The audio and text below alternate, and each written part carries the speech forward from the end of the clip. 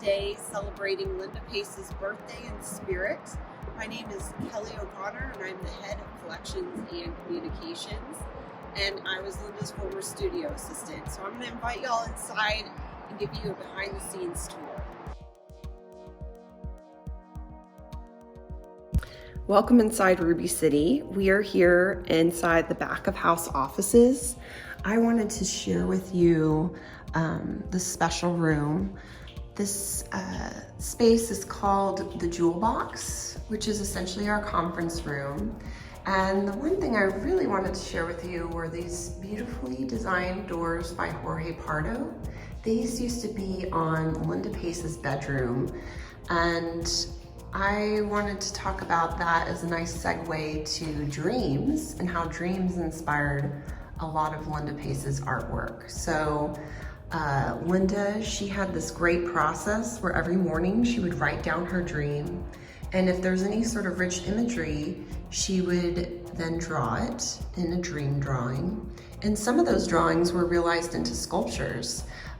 You could even think of Ruby City as a realization of Linda's dream-inspired sculptures. Without further ado, let's go up.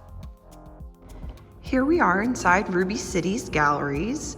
The current exhibition up is called Waking Dream, and these are selections from the permanent collection. So you can see here we have Doho Sa, and then we have Marina Abramovic, Chair for Man in His Spirit.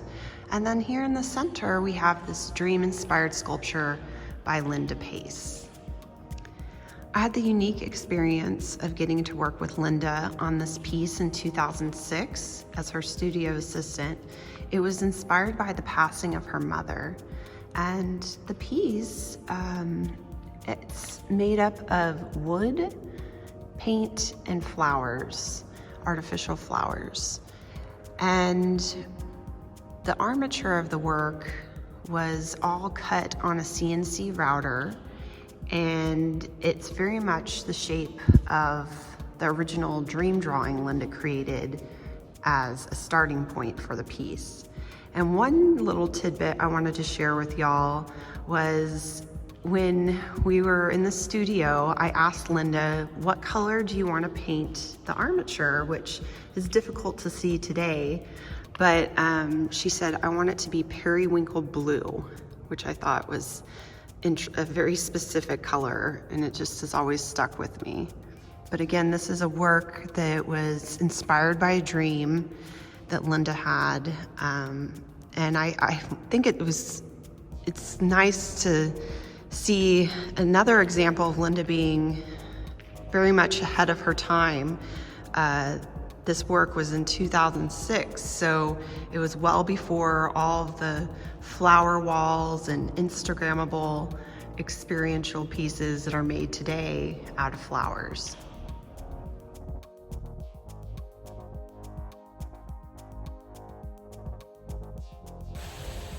Here we are at studio experiencing some April showers, so I apologize for the background noise, but can't help it.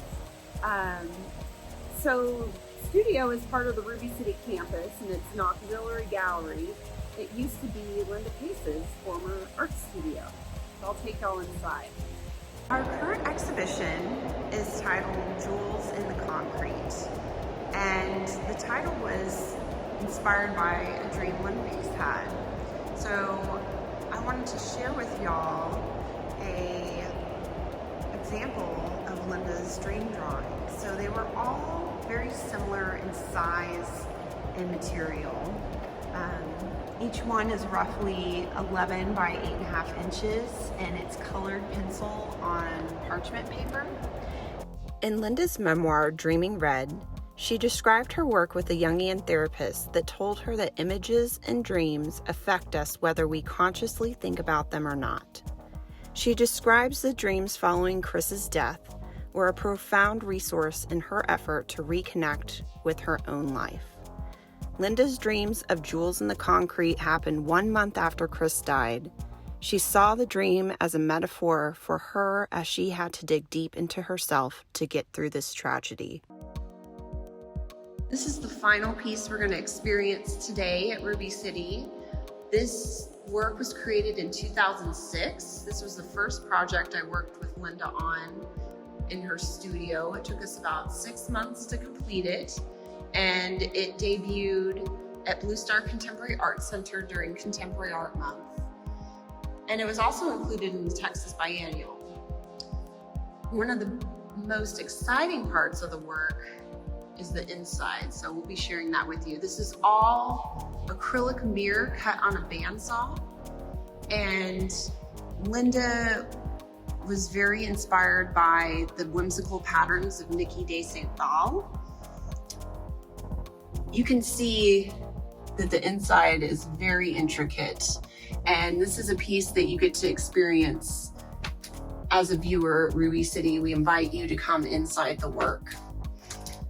So what a better way to celebrate Linda's birthday with this very fun, festive work. I'm glad we could share more about our founder Linda Pace's work, collecting, and legacy at Ruby City.